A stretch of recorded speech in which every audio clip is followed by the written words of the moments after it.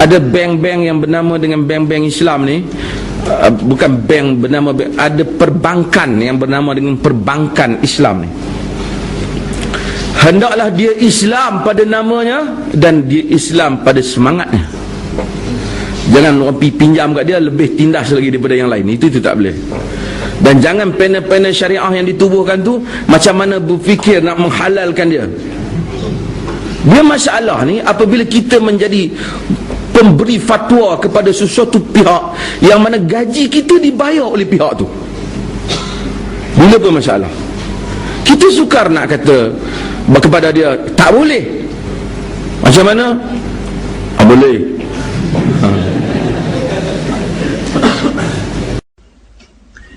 Those who are attacking us operate with PhDs in deception. If there are 10 Muslims and they're able to get 6 of them to borrow money and interest from the bank to buy a house or to buy a car or to build an Islamic school, 4 Muslims have resisted. So they're not content until they come and get those 4.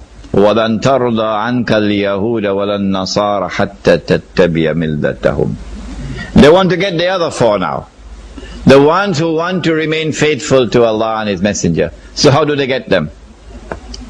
They get them with something called an Islamic bank. Yes, an Islamic bank. Guess what the Islamic bank does? I have to tell you this one before I finish.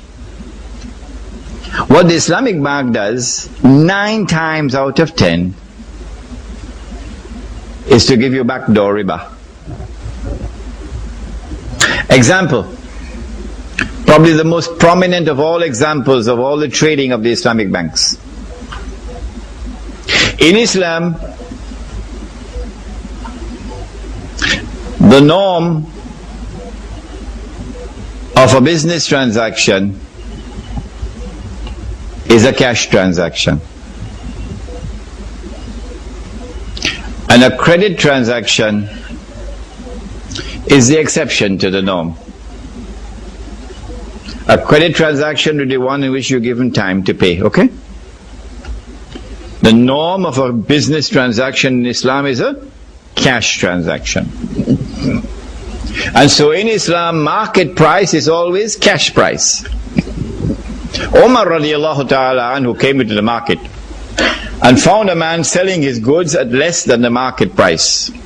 Umar said to him, get out, raise your price or get out of our market. You lower your price to cut the throat of your competitors. And when they collapse, then you take control of the market and you raise your price. So, market price is cash price. A house is on sale for $100,000. I don't have the 100,000 to buy it. Islamic Bank says no problem. Islamic Bank says we'll buy it for 100,000 and then we'll sell it to you for 400,000. What did you say? Huh? I didn't hear you.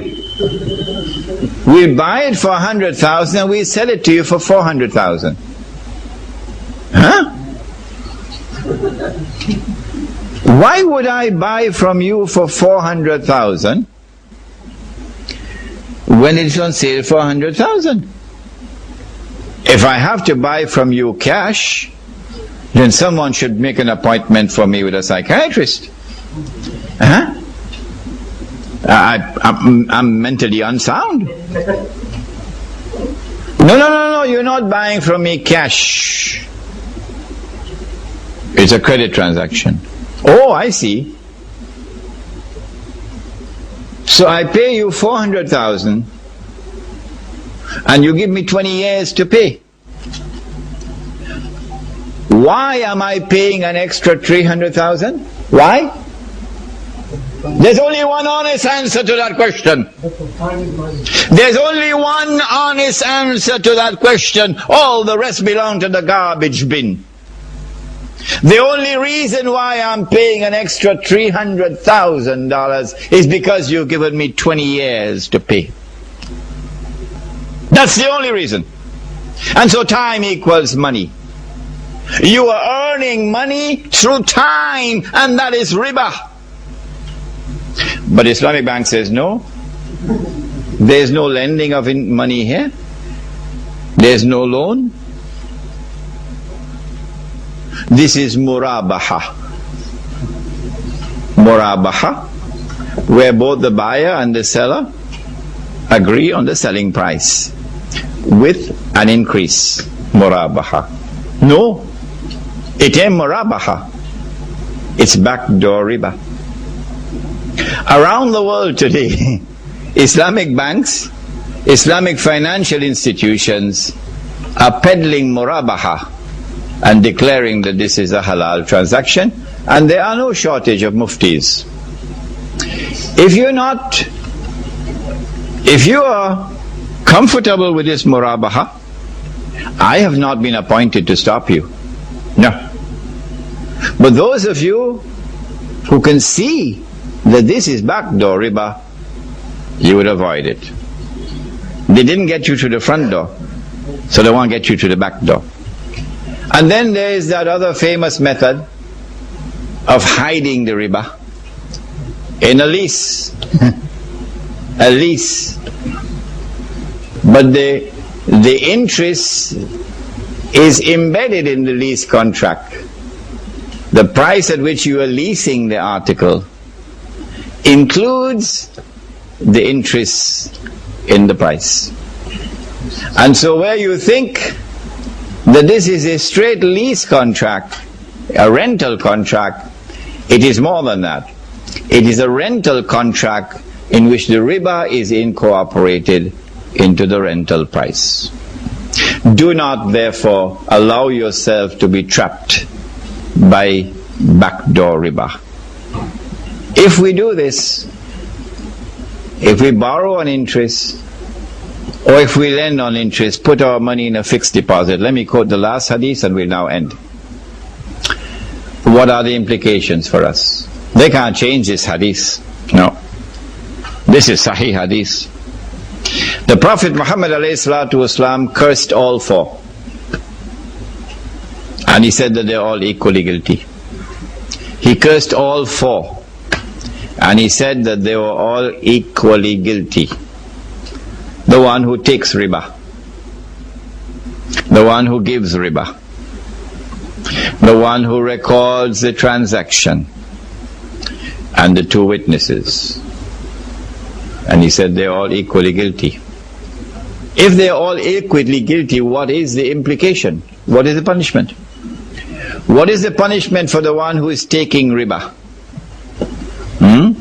It is there in the last revelation. وَمَنْ عَادَ فَأُولَٰئِكَ أَصْحَابُ النَّارِ هُمْ فِيهَا خَالِدُونَ. If you are taking riba, even after this revelation has come, then not only do you belong to the hellfire, but more than that, you remain there forever. Forever. That is the punishment for the one who is taking riba. What is the punishment for the one who is giving riba? He borrowed money on interest to buy a house. And even after this lecture, he would not make tawbah. He would not go back home and sit down with his wife and say, we have committed sin. We must get out of this. We must make tawbah. We must seek istighfar from Allah. And we have to get out of this riba as soon as we can. No. He's not convinced. He still continues to write the check every month to pay the interest and to pay the mortgage. The Prophet said that his sin is equal to the one who is taking riba. What about the one who is working in the bank and recording the transactions? His sin is equal to the one who is taking riba. What about the one who is witnessing the transaction? His sin is equal to the one who is taking riba, the money lender.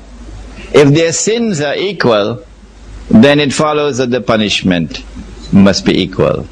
They will all enter into the hellfire and they'll remain therein forever. We pray that Allah subhanahu wa ta'ala may look kindly upon us and help us as we seek to understand this subject, and may look kindly upon us and forgive us for what we have done in the past, and may look kindly upon us and help us as we try to lead our lives free. Maybe last one, our friend here who has been waiting since 7:30 just now. Hello. Good morning. Yes, yes. My name is William Hui. Years ago, when Bank Islam set up, I read Chinese paper that Bank Islam help Malay free interest. Free interest. Only service charge only. Now I was shocked, man. 800,000 pay 700,000. I think this is something wrong. I